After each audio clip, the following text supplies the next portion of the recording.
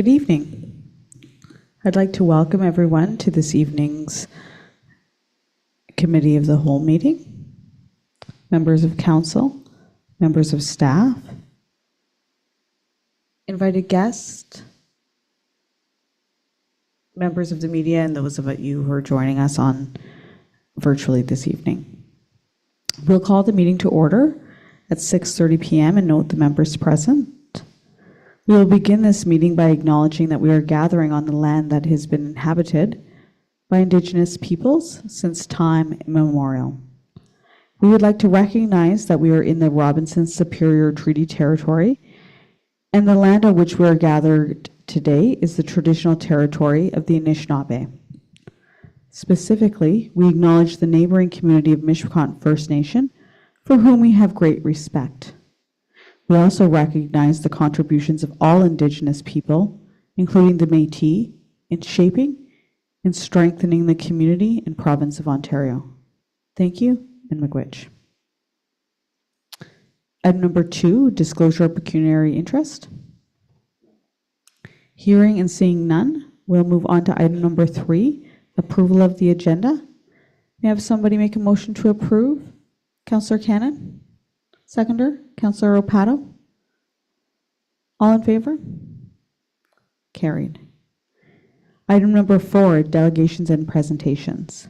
4.1, Ms. Caitlin Burley, Director, Strategic Programs and Transportation, and WMO, Collective Transportation Planning. Mr. Vince Ponca, Regional Communications Manager, and WMO. We will put your presentation up on the screen. And Caitlin and Vince, the floor is yours. As soon as you're ready, you may go ahead. Councillor Hoffman, may I ask you to get the lights?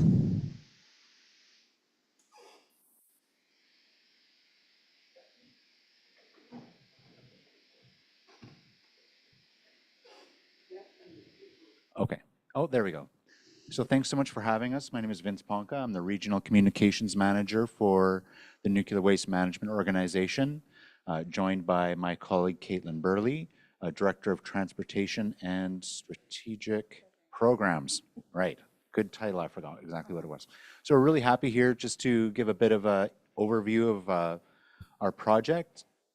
And we'll be quite quick, but then we're more than happy to take all the time you would like to answer any questions. So just to give a bit of an introduction to who the Nuclear Waste Management Organization is, we were formed in 2020, and our mandate is to develop and implement a long-term storage plan for Canada's used nuclear fuel. Where it's stored now is safe, but it's at the site of the nuclear generations, for the most part, at the nuclear power plants, in containers, licensed for about 100 years of operation. So we were put in place to find that long-term storage solution beyond that just 100-year limit. And so when we first put out the call to Canadian communities, we asked if any would be interested in learning more about being potential host community for a deep geological repository. And we actually had 22 communities across Canada say they were interested in learning more. And so over the course of the past more than a decade, it's been narrowed down to 2 potential sites, one in northwestern Ontario, just outside of Ignis, Ontario, and the other site, you see number 2 on the map there, in southwestern Ontario in the South Bruce Saugeen Ojibwe Nation area. And so just to give you the sense of the timeline for this project, we do expect to choose between these 2 sites this calendar year. But then after that, there's a 10-year process of regulatory approvals, very detailed environmental and impact assessment processes. And then after that, there's at least a 10-year construction project, 10-year construction to actually build that deep geological repository. So the earliest that any material would be shipped on our highways is in the mid-2040s. So we do have a lot of time to continue talking to communities like yourselves about this project.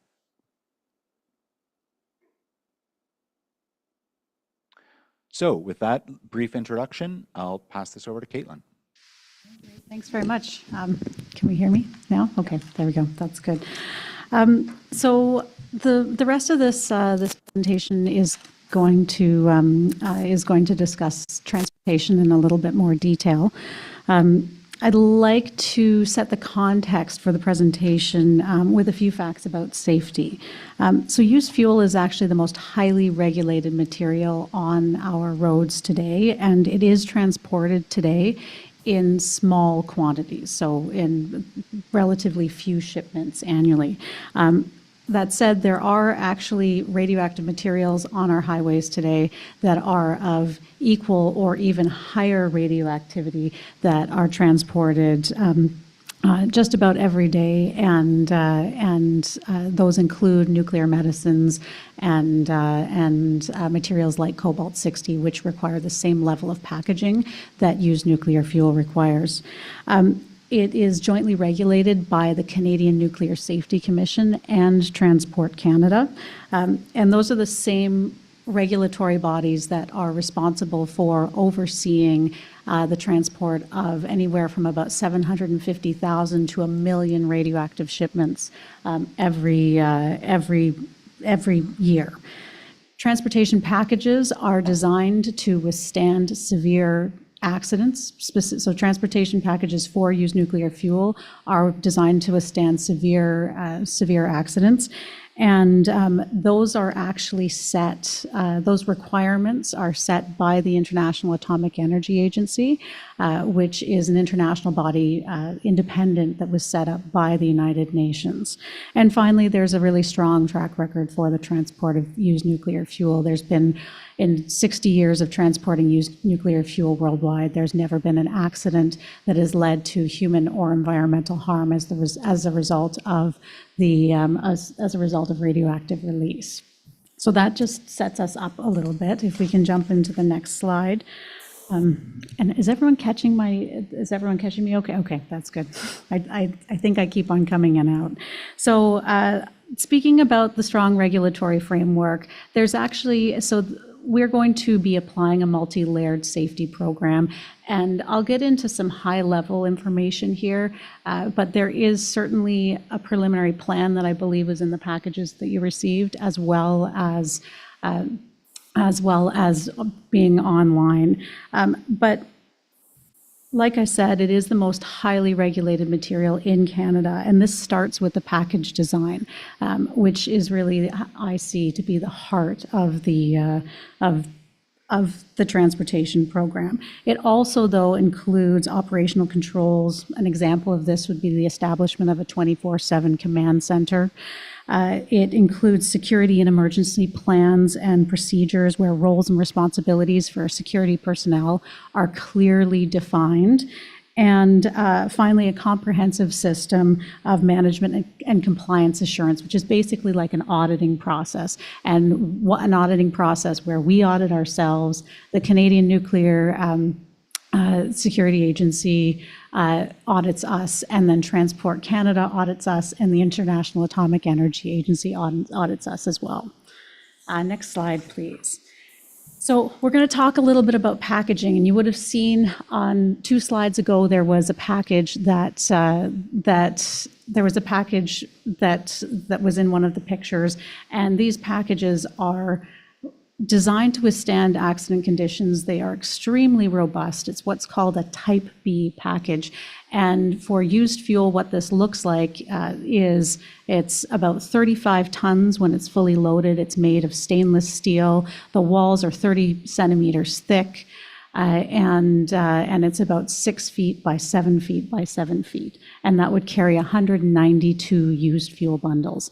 This is just a reminder as well that used fuel, a lot of people, when they hear us talking about used fuel, they think it's a liquid or a gas, but it is in fact a solid. So within the transportation package, we would be carrying a solid.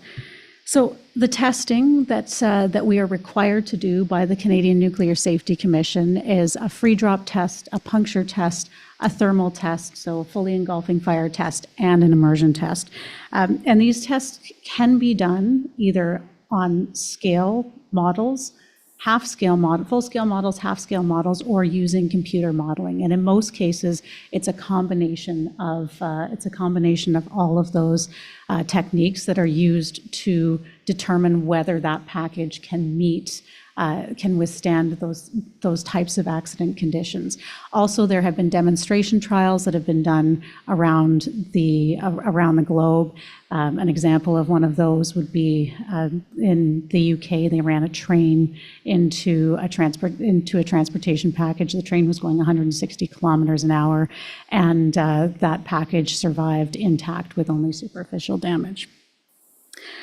The other thing that I did want to say, as I was saying before, this is a Type B package. There are about 30,000 Type B packages of varying sizes that are transported around Canada every year. So this is not necessarily a new thing. Transporting used nuclear fuel will be relatively new to Canada in the volumes that we're talking about, but the transport of Type B packages is not a new thing. Next slide, please. So we'll talk a little bit about this management system and of compliance and compliance assurance. So the CNSC, that's the Canadian Nuclear Safety Commission, actually requires the training of workers and emergency responders as part of the application for the license to transport. So we need to provide the Canadian Nuclear Safety Commission with our transportation plan, including what we're planning to do with with emergency responders and workers. The other interesting thing, I was just talking to somebody that transports nuclear materials the other day, and they said that their training program in order to certify them to transport nuclear materials is about 18 months. So it's a very different and rigorous training program compared to the normal transport industry. Transport Canada establishes requirements and undertakes compliance inspections for training and documentation, and they enforce all requirements for emergency response planning as well. So next slide. Now, this is the one that people are usually most interested in, and it's how do we plan to prevent accidents, and what happens if something goes wrong and there is an accident? So we like to think about the prevention side of things first. So firstly, by looking at route selection. Now, one of the challenges that we actually have is that we can't talk about specific routes. Routes are prescribed information, which means that we are legally not allowed to talk about which routes we will be taking, and that's for security, that's for national security purposes. But I will say that there's a lot that goes into planning those routes. Safety is the top factor. It will be guided by what's in the regulatory requirements, but also informed by the conversations like we're having today and like we have with members of the public all the time. The other thing that we talk about is communications, and I spoke earlier about a 24/7 command center. So during transportation, drivers of the vehicles and escort vehicles will be in constant communication with that 24/7 command center. And if anything's required, they will also be in contact with emergency response forces along the routes as well. There's also going to be real-time tracking and monitoring, including security escorts that will go in front of the vehicle to make sure that all hazards or any hazards are identified. Those lead vehicles will also be in touch with the trucks as well as the 24/7 command center. So we often get questioned about weather. That's another big one for us. And one of the things that we need to do is actually perform a threat assessment before each and every single shipment. And if anything is identified during that threat assessment, let's say there's a road closure, or there's a traffic accident, or there is inclement weather, bad weather, we just won't ship. We're not about schedule here. We can only put used fuel into the ground as quickly as, or we can only transport it as quickly as we can put it into the ground, and that's a very time-consuming process. So we have time, and we just will not ship if there are any threats that are identified that we can't navigate. Now, going back to the question about what if something goes wrong, what happens if there is an accident? So first responders actually have the training and the information that they need to deal with an accident in the short term. Their emergency response guidebook identifies used fuel, actually has its own number in their emergency response guidebook, and they will have very specific instructions in there that tell them how to deal with that scenario. And the other thing that we're doing, though, is we're making a special note to talk to first responders about any questions that they have, create awareness about what we're planning to do, and talk to them about their training in specific to radioactive materials. From our perspective, we will actually have our own emergency response team, or we will have mutual aid agreements with other nuclear operators that might be closer by. So in this neck of the woods, it might be Cameco that has the closest emergency response team, and so we would work with them. There's also the option of us having an emergency response team, or at least emergency response personnel as part of that lead vehicle. So there's lots of opportunity for us to build out our emergency response scenarios depending on which site is selected. So I'm going to close. These are actually the last two slides that I have. So I'll close out with a really quick discussion about the social side of this work. Like I said, if you have interested in the more technical side, our preliminary transportation plan is certainly available on the website, and we're happy to answer any questions about that. But we have actually been talking with people since 2015, 2018 about transportation. Specifically speaking with municipalities, municipal organizations like Good Roads, First Nations, Métis communities, first responders, and civil society organizations like NGOs. And from those conversations, we've co-created a framework for transportation planning that we've actually issued twice so far. So the first time, in draft form, and it was more linear. It was basically a linear diagram that spoke to what we had heard was important to people, but as individual pillars. The second time we issued a diagram or a figure that looked like this. And this is more reflective of the elements that people wanted to see in a planning framework and how those elements might work together. Specifically, we revised the figure to incorporate Indigenous knowledge, kind of getting rid of the linear thinking and thinking about this being an ongoing and iterative process that's going to require a lot of engagement and work going forward with communities. Secondly, we wanted to acknowledge that in addition to protecting the environment, which is that kind of medium blue on the outside of the circle, it was also really important to recognize people's relationship with the land. That particularly came from our engagements in Northern Ontario. And finally, we wanted to be clear that community and future generations are at the center of and are at the heart of the work that we're doing. So we're committing to continuing to engage and listen to people as we build our transportation plan over the next 20 years. And final slide, what we do, and this is a little bit hard to see, I can see that now, but feel free to take a look at the framework. It's a lot bigger in that document. So we actually committed in the framework to continuing to seek feedback on the things that are important to people, the elements, priorities, principles, and objectives on an ongoing basis.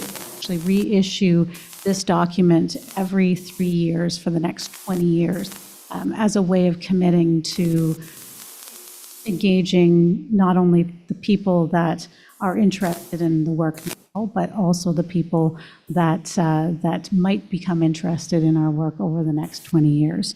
So you remember that future generations and community values were at the heart of the graphic earlier on, and so that's one of the ways that we're planning to implement that. So fundamentally, our approach is really meant to be flexible, adaptive, and inclusive of people as we're moving along over the next 20 years. So I will leave it there, and hopefully that wasn't too long, and happy to take questions now. Thank you very much, Caitlin and Vince. Great presentation. I'll now open it up to council. Council, do you have any questions or comments on the information received? None from Councillor Opato. Councillor Hoffman? With the first responders, would our fire department be going to the accident or? So it's possible they would be the first ones on the scene, and so that would be as they would with any type of transport accident, and there would actually be a clear marcation, like a clear demarcation of what the truck is carrying, and their guidebook will tell them basically what to do, and that is basically create a 25-meter perimeter and do your life-saving activities and then step back until the qualified team comes in. Okay. Councillor Cannon? I just had a comment. My husband worked at Bruce Power, so I learned a lot that it's not as bad as everybody seems to think. And if you read the material and research, most people will get their answers that they're afraid of. What they're afraid of, they'll get the answers if they do their research. Mm-hmm.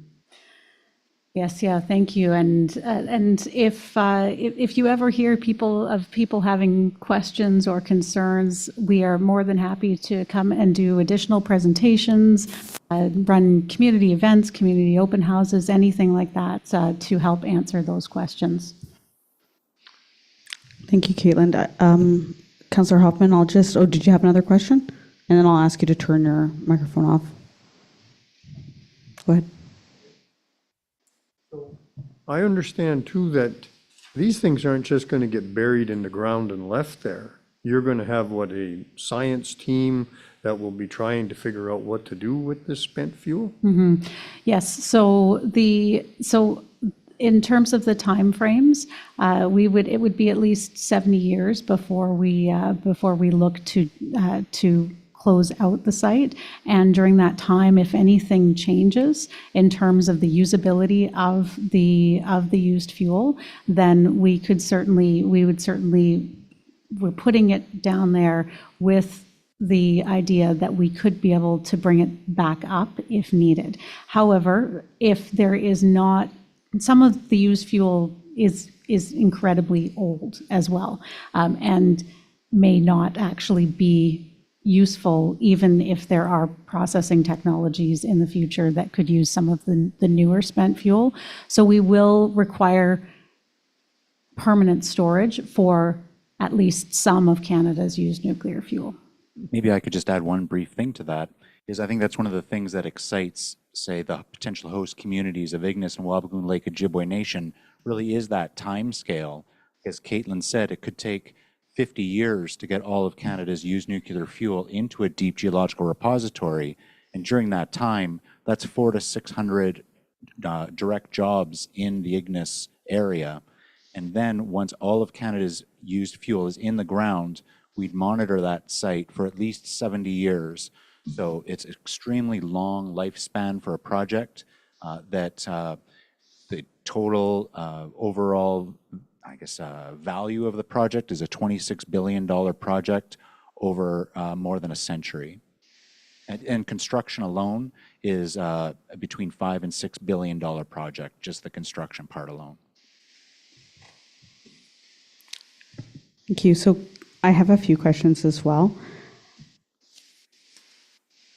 Now, I am unclear on whether or not you're seeking a recommendation from Mayor and Council, or whether or not you're simply here for our... Yeah, I should have mentioned that at the beginning.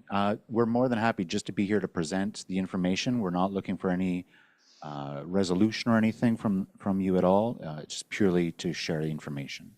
Okay. But would a letter of support or At this point, I think we would just prefer, if you're interested, to keep on learning and keep the doors of communication open. That's certainly our preference. Alternatively, if council is not interested or would like to add our name to the communities that are in objective or objecting to this project, what would be the way that we would do that? So in terms of how you would do that, I assume it would be, so other councils have done that through resolutions. And that's certainly something that is open to councils. One of the things that I think we would like to encourage is further discussion and maybe waiting until there's a siting decision to have some of those discussions.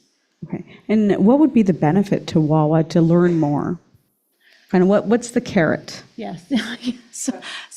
So I think one of the things that we hear about a lot is we hear a lot of concerns about the transportation of radioactive materials. And so I think in terms of the carrot, it's really just it's about learning and ensuring that Wawa's voice is included in the planning. One of the things that's really important to us, like I said, when it comes to routing, when it comes to decisions that are made about routing, when it comes to decisions that we're making about modes of transportation, we want to hear from people so that we understand what it is that's important to people. There's also a huge benefit to us in terms of understanding the infrastructure and questions and concerns that people have about infrastructure, local knowledge in particular. I mean, I've driven, so I lived in Northern Ontario for 12 years. I've driven the highways and so I know a little bit, but I don't know about Highway 1711 infrastructure in the same way that people that live here do. Awesome. So I think I've done a lot of research on this, as Councillor Cannon has suggested.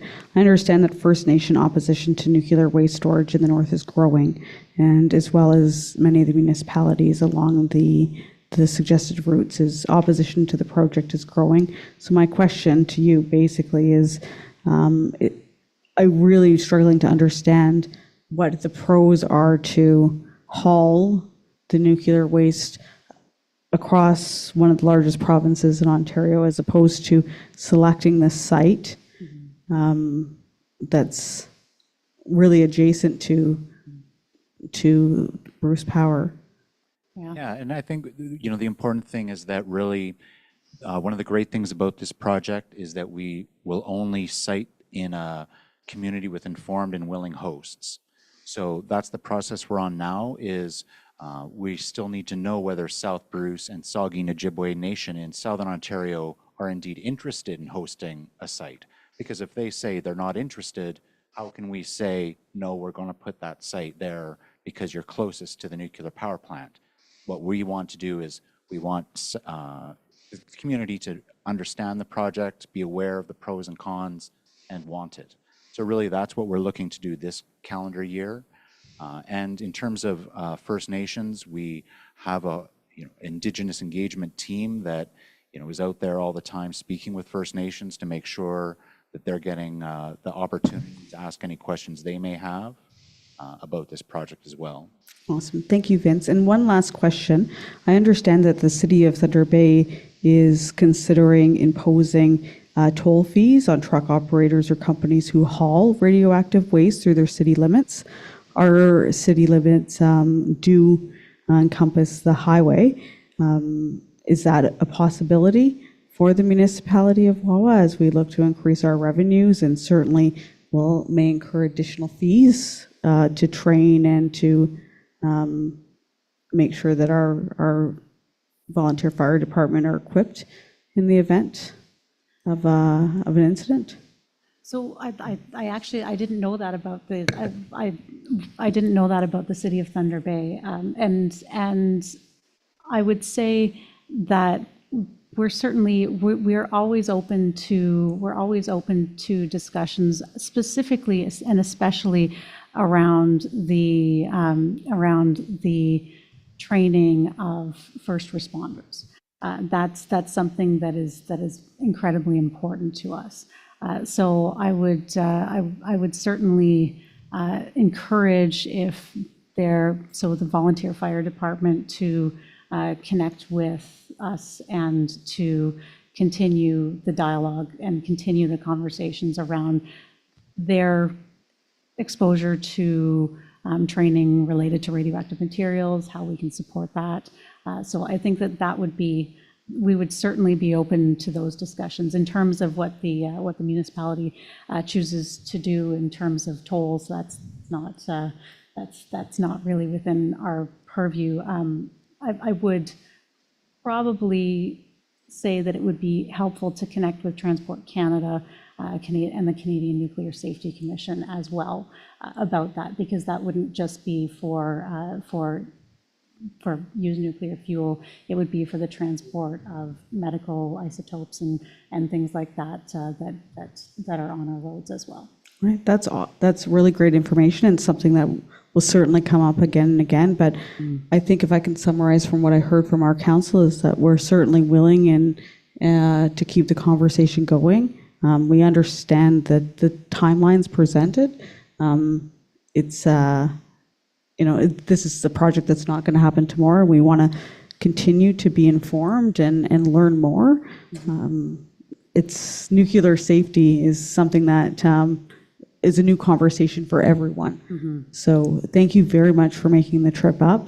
It's a long one, and it's not an easy one. So we appreciate everybody who comes up to Wawa to speak with us. Did I miss anything? Any other comments from council before we close? I'm not hearing any, so I'll just, before you leave, I'd like to offer anybody who makes a delegation a parting gift. So if you want to come up and get a goose pin. Thank you so much. Oh, thank you. A little apology for taking all the hard questions. No, that's fantastic. Thank you very much. We really appreciate it. And nice to meet you. Thank you. Thank you for the birthday present. Yes, happy birthday. Thank you so much. Thank you. Appreciate it. Yep.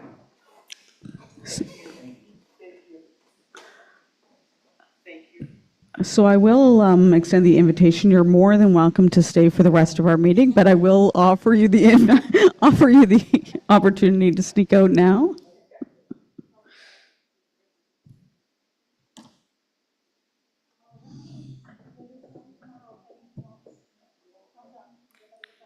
Thank you.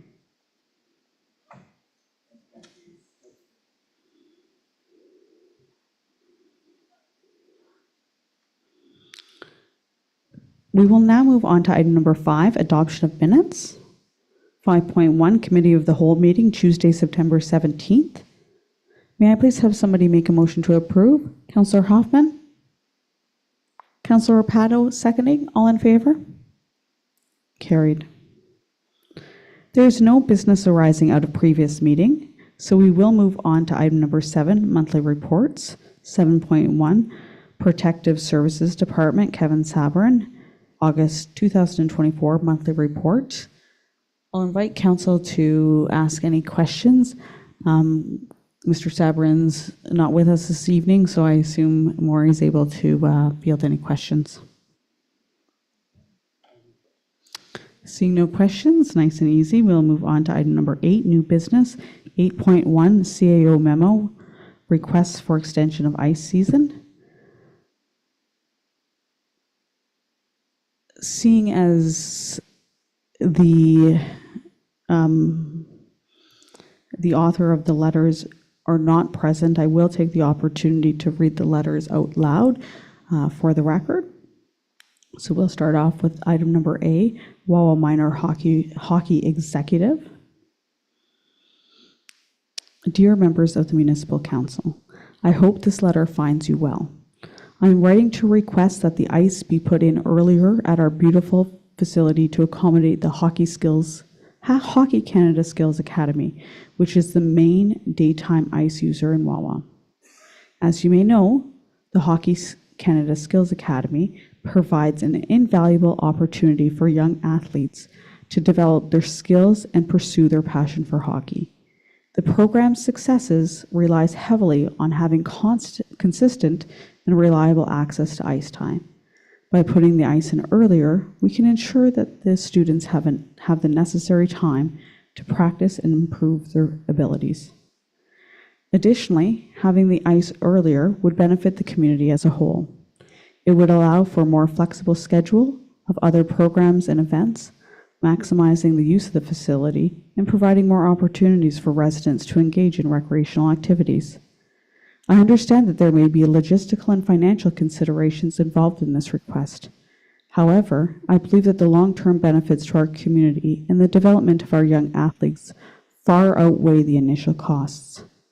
I am confident that with the support of Council, we can make this adjustment and continue to foster a thriving environment for our local hockey players. Thank you for considering my request. I look forward to your positive response and am available to discuss this matter at your convenience. Sincerely, Michael Laverne, School Principal, Ecole Saint Joseph, Wawa. We've also received a second request from the Wawa Minor Hockey Association. Dear Ms. O'Neill, Mayor Pilon, and esteemed members of Town Council, we hope that this letter finds you well. We are writing to advocate for a modification to the current ice users policy. Specifically, we propose that we adjust the ice season to commence on September 1st and extend to April 15th. This change would significantly benefit our community, particularly our youth, and align us more closely with the practice of our neighboring towns. Hockey is a cornerstone of our community and plays a critical role in the lives of many families in Wawa. This sport not only fosters teamwork, discipline, and physical fitness, but it also serves as a vital outlet for our children, offering meaningful and productive activities outside of school hours. Currently, our ice season begins later in the fall and ends earlier in the spring compared to our neighboring communities. By aligning our ice schedule to start on September 1st and end on April 15th, we would provide valuable opportunities for our young athletes. These opportunities include power skating clinics, tri-sport tournaments, and various skills camps that would not be possible with the current schedule. Additionally, extending the ice season would allow our youth to remain competitive with other towns that have access to ice through mid-April. Championships and tournaments often take place later in April, and by having our ice available until April 15th, our teams would be prepared and more competitive. While Minor Hockey is committed to making the most of this extended ice time, we are prepared to organize and run additional practices and programming during these extra weeks. This commitment will not only enhance the development of our players, but will also bring increased revenue to our community center. Furthermore, the additional activity will positively impact local businesses as families and participants spend time and money in Wawa. We believe that this adjustment to the schedule will have a lasting positive impact on our community, fostering youth development and stimulating local economy. We urge you to consider this proposal and support the change that aligns with our shared goal of strengthening Wawa's community and supporting our youth. Thank you for your attention to this matter. We look forward to your favorable consideration and are happy to provide further information or to discuss this proposal in more detail. Sincerely, executive members, Wawa Minor Hockey.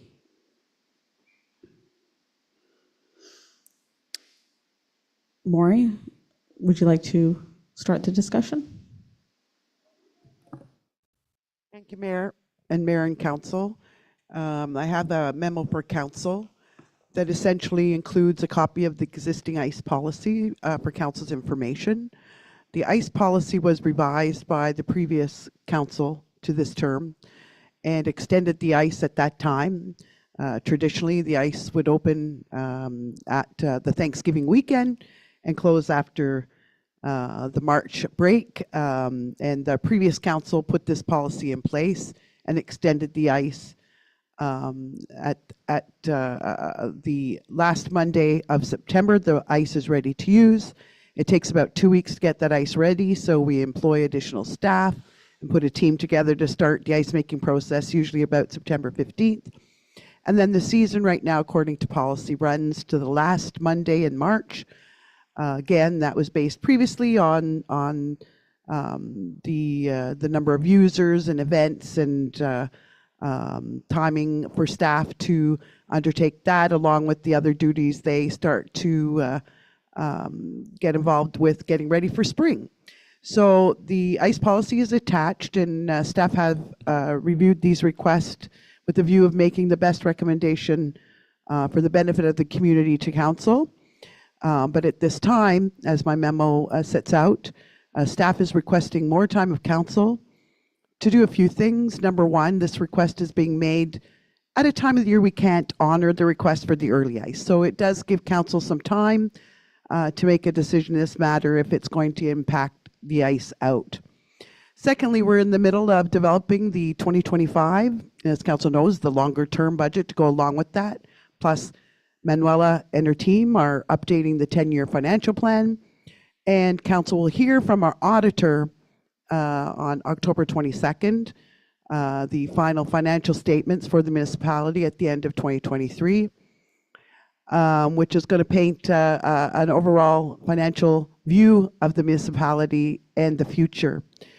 So until staff has the opportunity to do some things and review any impact on the operating budget, on our financials for the 2025 and future years, staff is just asking that council direct us to come back with the report after we have referred this matter to the operating budget and can evaluate the impact on the overall projected tax increase request that'll come to council in the future. So there's that aspect, but there's another aspect that on behalf of Alex Patterson, who he would like more time to initiate some discussion with these groups. So he'd like to learn more about the, excuse me, is it a Cole's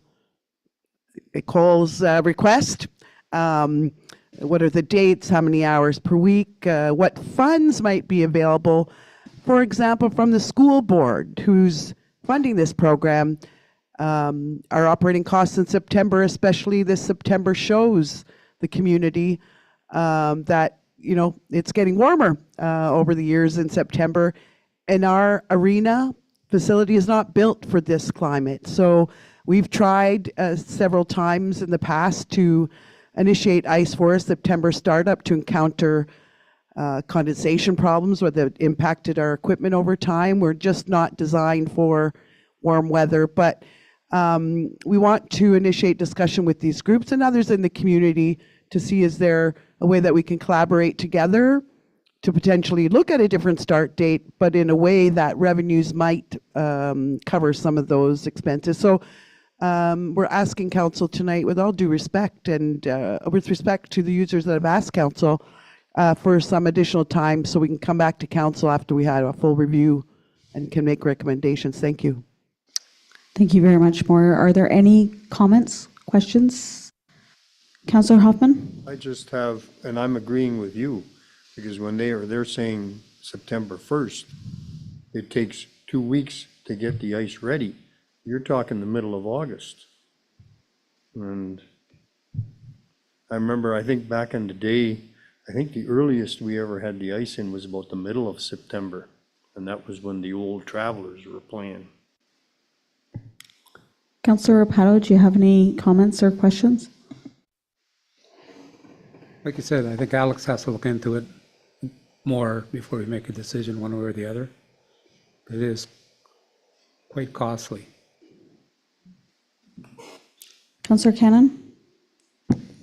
I also agree to wait and see what Alex comes up with and the staff of how much this is going to actually cost to run this program earlier. And I agree with Jim, like to start the ice in August. I mean, with our weather lately, I don't know how we would do it, but I'd also like to put it back on the Waba Minor Hockey and École St. Joseph's to come up with a plan exactly how many hours of this extra time they're going to actually fill.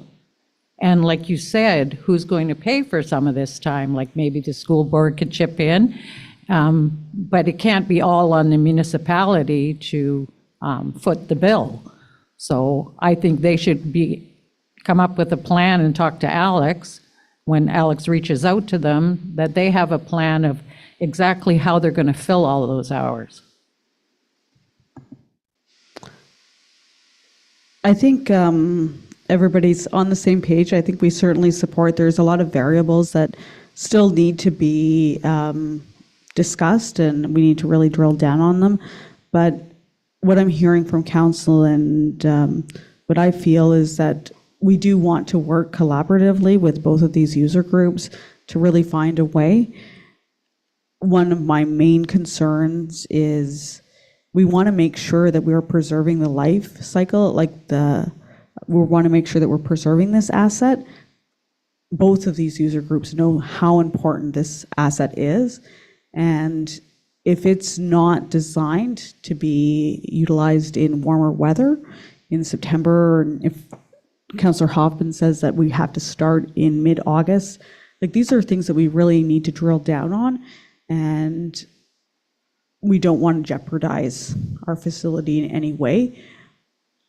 But perhaps we can source funding to make for future upgrades to the facility. And with the support of École Saint-Joseph behind us, we can definitely, where there's a will, there's a way.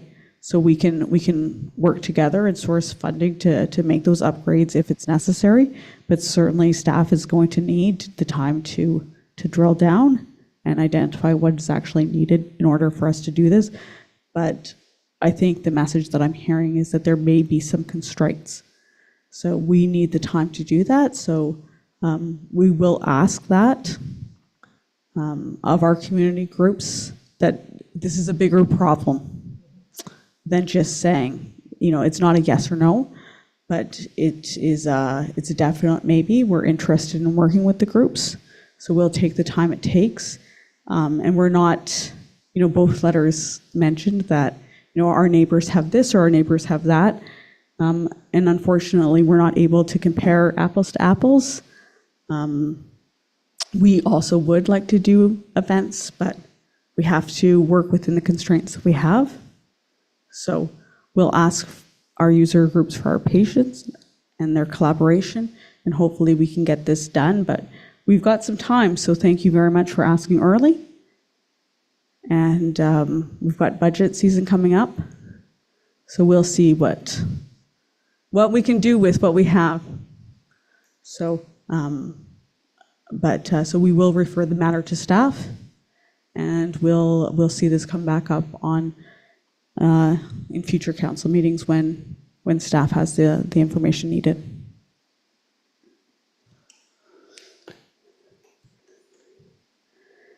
And if there's no additional comments, we will move on to item 8.2, Economic Development Officer, Quest Research Project. And Maury, I assume you're taking this one as well.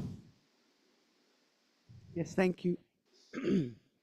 On behalf of Christy Hansen, the new Economic Development Officer for Wawa, I would share that she's attending a housing forum that's being sponsored by the Association of Municipalities of Ontario right now in Toronto. So she's down there hopefully learning what tools are available and making connections to help the community solve the housing crisis. So apologize that she's not able to be here tonight, but report's been given to council about participating in Quest. Quest is a nonprofit organization put together that represents provinces across Canada, and they're interested in helping communities get to net zero being at a place where our greenhouse gas emissions are zero.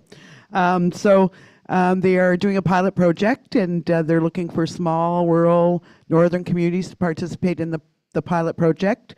And so as the EDO report suggests, we're looking for council's permission endorsement for staff to participate in this pilot. This pilot really is just an interview of staff. It would involve a workshop after they can understand some of the challenges for a municipality or community to meet the net zero goals of the Canadian government. There would be a workshop, a learning event, and then a final report written, and we would be one of several communities to be part of that. The time factor is, somewhere between 10 to 20 hours of staff time, but there is no cost to participate other than that. So the EDO is requesting that council endorse and support that we be part of this pilot project. Thank you. Thank you, Maury. Is there any questions or comments from council? Councillor Cannon? I think it's a great idea to become involved, to see exactly what we have to do to become zero. I think it's a great idea. I also think it's a great idea. I definitely support us participating, and anytime we can participate in these types of events, it's great. And I just wanted to, in my notes, I jotted down a quick anecdote that I'll take the time to share. One of our healthcare professionals reached out to Maury and I, and a couple of months ago, and asked, what is municipal council doing with regards to climate change and the environment? Because people in the community are really interested in wanting to know that we're pushing the boundaries. Professionals, especially young professionals, are interested in living in a community that holds and reflects the values that they see, that they hold. And the environment is one of them. So participating in a project like this, I think, is important, and it's not only because it's going to bring us really great opportunities and perhaps give us information we might need to apply for funding and just make our community a better place, but it'll also give us the, those speaking points, those talking points to say to those young professionals, those doctors, those engineers, all of these people that come to our community to say, we're evolving too. We believe in these things. So big kudos to Christy for putting this report together. I don't see or hear any objections from council for her participating. So please move ahead with the recommendations as stated. And we'll move on to item 8.3, CAO memo, Small Business Week, council luncheon request. Thank you, Mayor, and to Mayor and Council. Staff is proposing that it's been a few years since we've been able to celebrate our small business. Some of that was due to COVID, and then sometimes just due to other council priorities. But this year, from October 21st to 26th, is Small Business Week in Ontario, and staff is recommending that council host a business luncheon. And at that luncheon, council share the successes it has achieved over the last couple of years, your midterm to your 4-year term. This November will be the 2-year mark. So what a great opportunity as we hear from the business and residents in the community that we could improve our communications, and that's included in council's strategic plan. And I know council's always striving to communicate better. This is one avenue that we could communicate. So we're requesting that council sponsor a business lunch social on Wednesday, October 23rd. It would run from 11:30 to 1 during Small Business Week. We would send an invitation to business, and generally anyone in the community would not be turned away. Everyone's welcome to participate. The lunch would be for a fee. People would have to pay for lunch. And generally, should council wish, we've reached out to a local mining company to request that their new CEO or manager participate as a guest speaker. So we're just waiting. It should be any day that we hear back, and we're looking for a positive response. We're trying to find a guest speaker that business will want to hear from, and then maybe council through the mayor wants to provide a report, and maybe we'll share some other news at this luncheon about the upcoming accommodation tax, the short-term accommodation tax, maybe something on the budget. So the last thought we had for council to consider at this luncheon is, I know that Councillor Cannon and Councillor Hatfield worked hard to get the Citizen of the Year policy up and more user-friendly. So that's certainly something that could also be launched at this event. So the recommendation is that we ask council to direct staff to organize this small business luncheon, and whether it's prepare a report or help council prepare a report to share all those things that we've achieved over the last couple of years and share it. Thank you. Thank you very much, Maury. Is there any comments, questions to Maury? Any opposition? Councillor Cannon? I think it's another great idea. I mean, it has been a long time since I've heard of any business luncheons during that time for small businesses. And I think it would be a great time to launch the Citizen of the Year award. Great. Excellent. And I think it's an excellent time for our council to share with the business community and all the residents of Wawa kind of the state of the union, if you will. All of the things all of our successes and share our wins that we've done collectively over the last 2 years, and maybe share what we have left on our plan for the next 2 years. It's went by in a blink of an eye, it seems.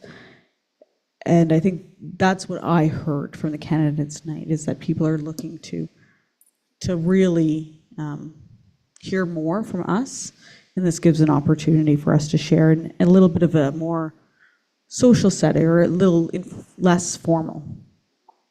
So if there's no objections, Maury, what I'm hearing from council is that we are aligned with the recommendation outlined in your report. So please proceed to arrange a small business luncheon, and please invite council, and hopefully everybody can make it.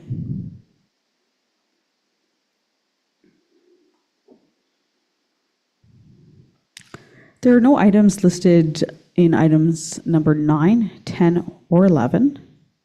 The next meeting date is Tuesday, October 15th, 2004.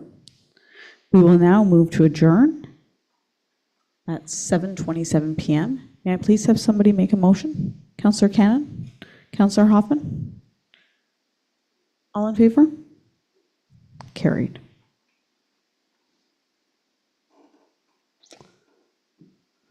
We'll now move into the regular council meeting agenda. Item number 1, call to order and note the members present at 7:28 p.m. Disclosure of pecuniary interest. Hearing and seeing none. Item number 3, approval of the agenda. 3.1, approval of the agenda. Moved by Councillor Cannon, seconded by Councillor Hoffman. Resolved that the agenda for the regular meeting of council scheduled for Tuesday, October 1st, 2024 be approved as presented. All in favor? Carried. There are no delegations or presentations. Item number 5, announcements and giving of notice. There are a number of announcements and meetings listed on the agenda. Are there any announcements from council this evening? I just want to take a second just to thank the community and all the residents of Mishwakotton First Nation for coming out yesterday to an amazing Truth and Reconciliation event yesterday held. It started here at the town offices and went down Broadway. All of the schools participated in the event, and it was really, really nice to see. It definitely warmed my heart. So, Miigwech, for coming out and walking in solidarity. Item number 6, adoption of minutes. 6.1, regular council meeting, Tuesday, September 17th, 2024. Moved by Councillor Hoffman, seconded by Councillor Cannon. Resolved that the following minutes of the meeting of council be adopted as presented. Minutes of a regular meeting of council held on Tuesday, September 17th, 2024, as contained on pages 1 to 7, inclusive of the minute book. All in favor? Carried. Item number 7, correspondence. There are 2 items listed as correspondence.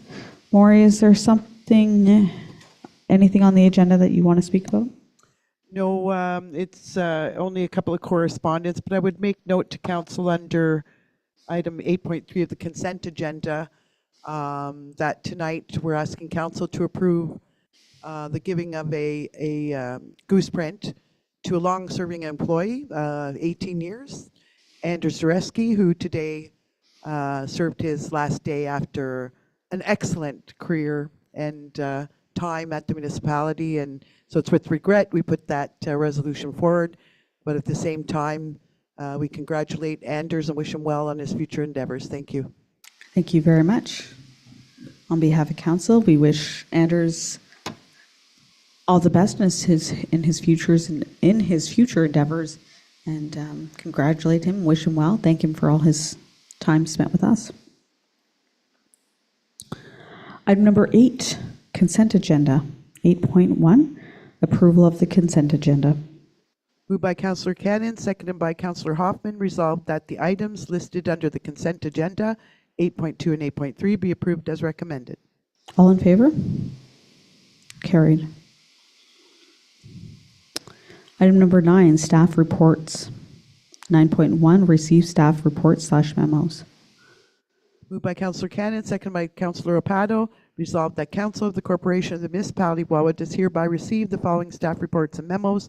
Protective Services Department, KS 2024-10, August monthly report. CAO memo, extension of ice season. EDO 2024-01, Quest Research Project. CAO memo, Small Business Week, Council luncheon request. All in favor? Carried. There is no business arising out of the previous meeting. Item number 11, new business. 11.1, accept staff recommendations from Alex Patterson's memo, RFP 2024-04, Broadway Avenue murals. Moved by Councillor Opado, seconded by Councillor Cannon, whereas staff submitted report number AP 2024-08 on April 16, 2024, recommending 2 murals be installed along Broadway Avenue, and whereas a request for proposal was issued on June 28, 24, and closed on July 26, 24, and whereas 1 bid was received for the design of the murals, therefore be it resolved that Council of the Corporation of the Municipality of Wawa does hereby accept staff recommendation from AP Memo RFP 2024-04 Broadway Avenue murals and award contract to Beehive Design for item 1 in the proposal, completing the Goose Nest mural design in 2024 and completing the 26 Broadway design in 2025 for the amount of $15,000 plus HST. A pure mural design with an additional $10,000 for installation. And furthermore, the highway signage budget be reallocated towards this project, providing an additional $10,000 being allocated with the goal of installation before the end of 2024. All in favor? Carried. There is no items listed under notice of motion. Item number 13, bylaws. 13.1, first, second, and third reading. Moved by Councillor Cannon, seconded by Councillor Opado, resolved the following bylaws be introduced and read a first, second, and third time and finally passed, and that the mayor and clerk do sign and seal the same, any rule of this council to the contrary notwithstanding. Bylaw number 3741-24 to confirm the proceedings of council at its meeting held on the first day of October 2024. Bylaw number 3742-24 to amend bylaw number 3645-23 and to appoint an alternate community emergency management coordinator for the municipality of Wawa pursuant to the standards established by Regulation 380-04 under the Emergency Management and Civil Protection Act, RSO Chapter E9 as amended. Bylaw number 3743-24 to enter into an agreement with J. Provo Contracting Limited for the municipal refuse collection. Bylaw number 3744-24 to enter into a service agreement with the Hawk Junction Local Services Board for the collection and disposal of domestic and commercial garbage from the community of Hawk Junction. Bylaw number 3745-24 to enter into an agreement with Mike Moore Construction Limited for the renovation modernization of the existing washrooms at the Wawa Municipal Airport. All in favor? Carried. Item number 14, closed session. 14.1, moving into closed session. Moved by Councillor Hoffman, seconded by Councillor Cannon. Resolved that this committee proceed in camera at 7:35 p.m. in order to address the following matter pertaining to, it's a legal issue, it's an office to purchase land. It's a matter relating to a pending acquisition or disposition of land by the municipality, and it's permissible under Section 25 of the Municipal Act, Section 239 2C. All in favor? Carried.